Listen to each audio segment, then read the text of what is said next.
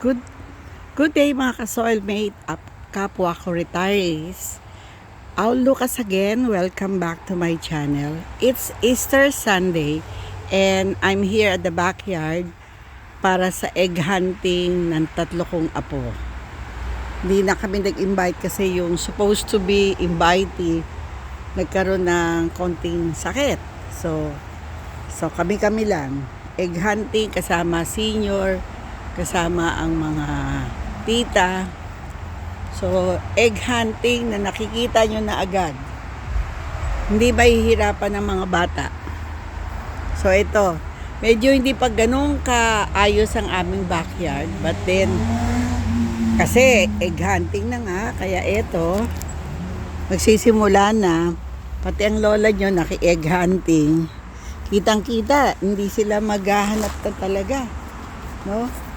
So, unti-unting lumalabas ang mga flowers. Ayan, nakikita ninyo. Ayan. So, mamaya makikita natin yung mga bata.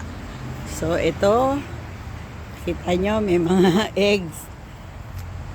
Ibang kulay na ikinalat ng aking anak. Hindi na talaga sila maghahunt kasi nilagay na sa ibabaw. So, ito yung aking nagsisimula ng mamulaklak ng aming peras. Yan, pear.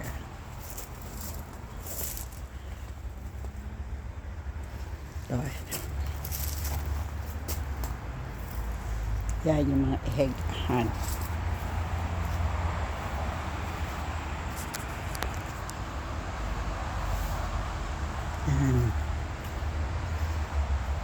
Tayo nakapaligid all around.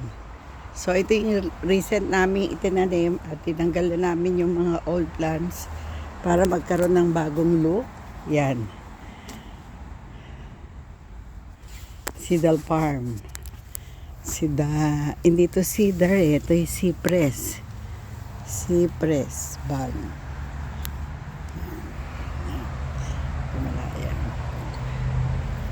So, marami pa kaming renovation na gagawin para lagyan namin ng mga steps here. So, yun. So, yan muna. Mamaya, maglilinis pa ako para pagbaba ng mga bata ay medyo hindi sila mangangati. So, ito lamang ngayon. Sana lahat kayo ay nasa mabuting kalagayan. Happy Easter everyone. The Lord is risen. Hallelujah. Salamat po sa Diyos. At inabot namin ang Easter 2026. Bye for now. Thank you for viewing. Bye.